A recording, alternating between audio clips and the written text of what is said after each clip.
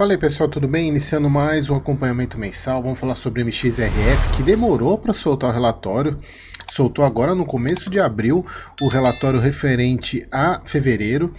E vamos lá, vamos falar um pouquinho sobre ele, mais um mês acompanhando aqui o nosso querido MXRF, um fundo com o maior número de cotistas da Bolsa, mais de 1,1 milhão, muita gente, né?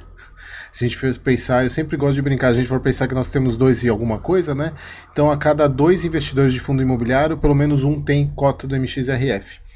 E aquilo que eu sempre, outra coisa que eu sempre falo, né, que não é porque ele é tão bom assim, é porque ele custa R$10. Ele sempre custou R$10 e aí volta naquela história da base 10, que eu não tô mais afim de discutir sobre isso, tá? Bom, vamos lá.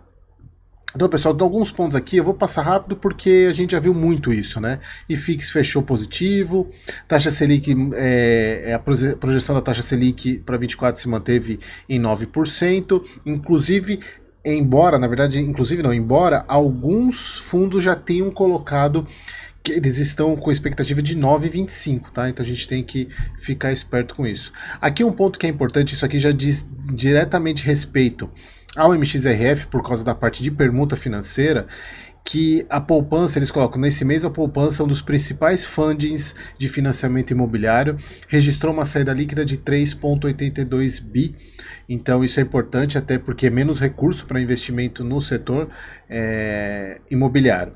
Que eles colocam mais uma vez, destacamos o elevado crescimento de cotistas na base do fundo, quase 1,1 milhão, 1% acima do mês passado, né? Maior da indústria de fundos imobiliários na data base do presente relatório. Então aqui, pessoal, o MXRF continua alocando os recursos da nona emissão, inclusive foi esse mês que as cotas entraram para a conta do resultado, né? Até então elas estavam fora, ele entrou nesse mês, as cotas para o fundo, sendo que o book de crise foram integralizadas novas operações, totalizando 185 milhões. Book de permuta eles não fizeram nenhuma, na verdade teve uma que realizou um compromisso de venda do projeto de Campo Jordão, na verdade quando fez nenhuma nova compra, né, eles estão vendendo, e fundo imobiliário não teve nenhuma movimentação. Então aquela estratégia que o fundo tem, né, de manter 80% do PL em CRIs, com taxa de carrego atraente, inclusive eu venho falando isso há um bom tempo, que a carteira do MXRF melhorou e melhorou muito. A única questão é que continua sendo um fundo extremamente caro, tá? Muito caro. Depois eu vou mostrar aqui para vocês, eu até fiz umas simulações aqui para mostrar isso para vocês. E a parte de permuta rendendo em NCC, que é o Índice Nacional da Construção Civil, que é a inflação da construção civil, mais 13% ao ano. Distribuíram os 9 centavos, teve rendimento de 9 centavos. Rendimentos auferidos foi de 9 centavos, totalizando 31,10.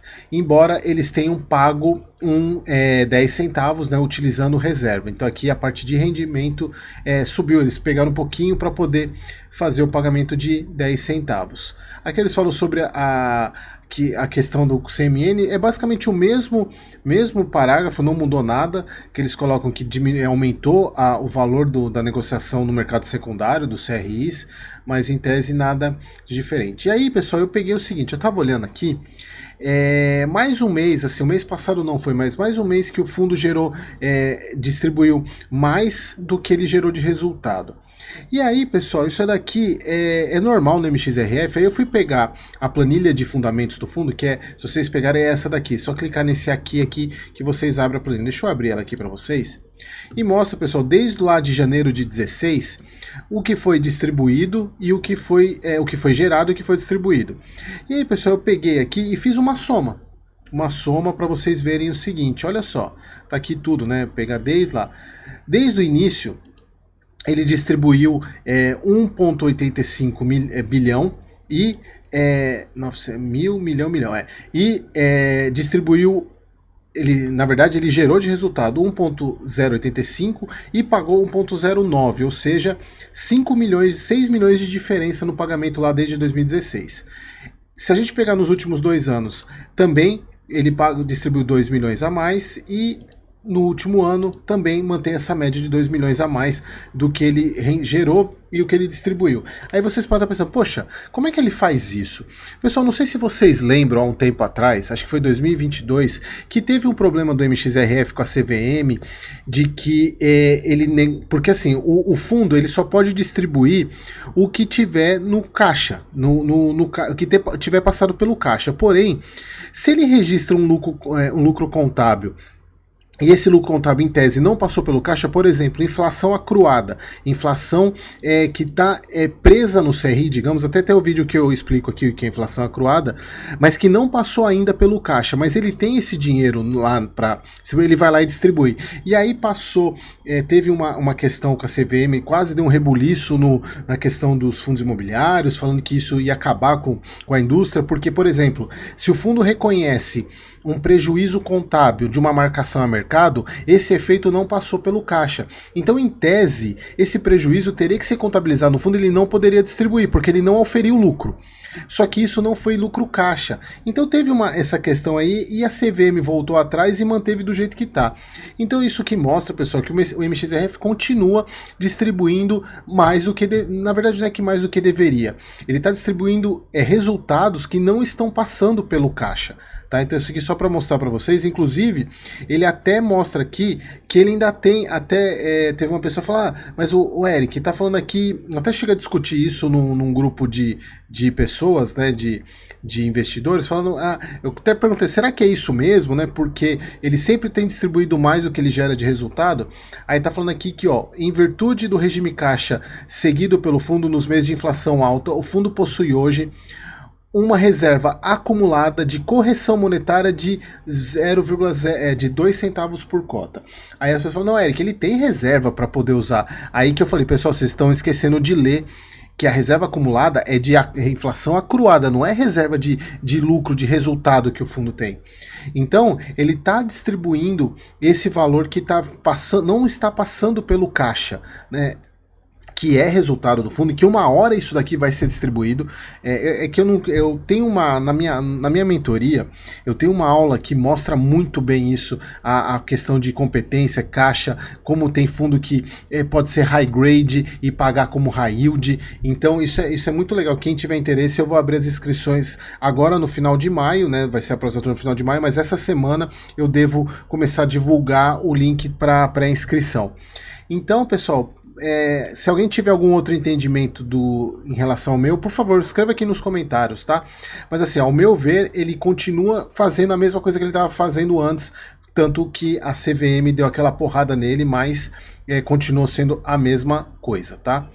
Aqui, pessoal, mostrando que de fato ele tá gerando, também teve a incorporação das cotas esse mês, por isso que ele ainda não alocou todo o resultado da emissão, então gerando 7 centavos, eu sempre falo de 73 porque eu esqueço que tem um zero antes aqui, né? Isso para esses base 10 me confunde a cabeça.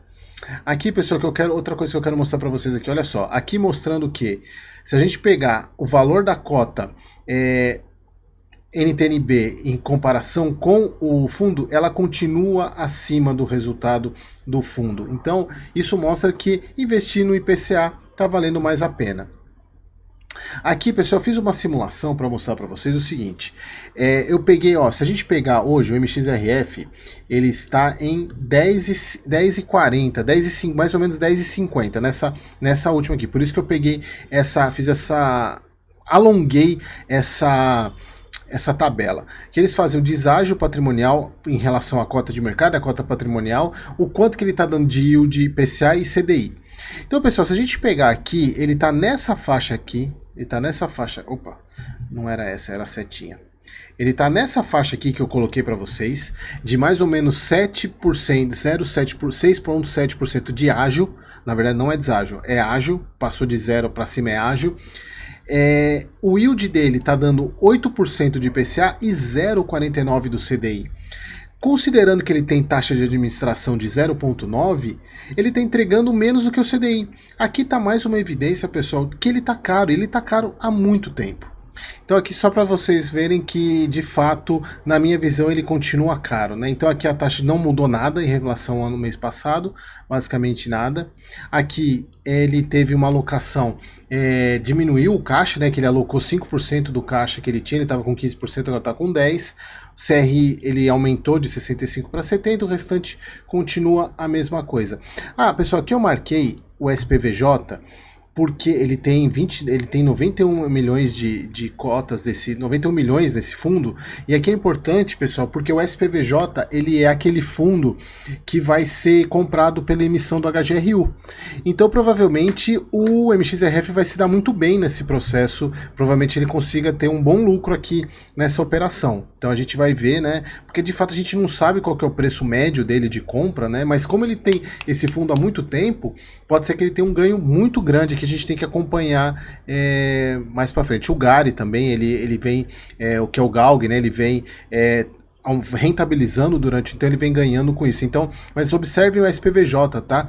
Depois que sair a emissão, tiver a compra, a gente vai ver se vai ter uma compra interessante aí e uma valorização. Aqui, pessoal, algumas compras que ele fez, né, que mostram lá que o 110 milhões desse IPCA 7.10 da Leroy Merlin, e comprou do Gari naquela mudança da venda do BRF Salvador, ele que foi um dos compradores, ó, IPCA mais 12. Que mais aqui? Aqui, pessoal, tem algumas questões de alguns problemas de CRIs, mas é muito pouco, 0,4%, mas basicamente todos esses CRIs aqui, principalmente esses dois primeiros, ó, ele já executou garantia, o fundo deteve participação do edifício Oceanic, então é um ativo que o fundo precisa vender para poder recuperar. A parte do CRI Esser também são outros que ele tem ativos em prédios mesmo, imóveis para poder negociar, então, mas é muito pouco, né, do PL, 0,4, nem dá dor de cabeça para a gente pensar. E aqui embaixo tem, se vocês quiserem observar, aqui no fundo, no final tem aqui, a parte de permuta não teve nenhuma alteração, tá? Aqui, se eu não me engano, ele mostra, né, os ativos, cadê? Aqui é o Oceanic, aquele que a gente falou, né, disponível para venda. Então é isso, pessoal, assim, nada de novo pro fundo, só mostrei para vocês essa questão da parte de contábil, né? Se vocês tiverem alguma interpretação diferente, deixa aqui nos comentários, e vamos continuar acompanhando, e vamos ver se esse fundo volta a dar oportunidade, ao meu ver. Eu sou cotista do MXRF, sou um daqueles 1,1 milhão, mas faz muito tempo que eu não compro, se não me engano, acho que faz mais de 2 anos que eu não compro MXRF, mas é isso, pessoal, espero vocês no próximo vídeo.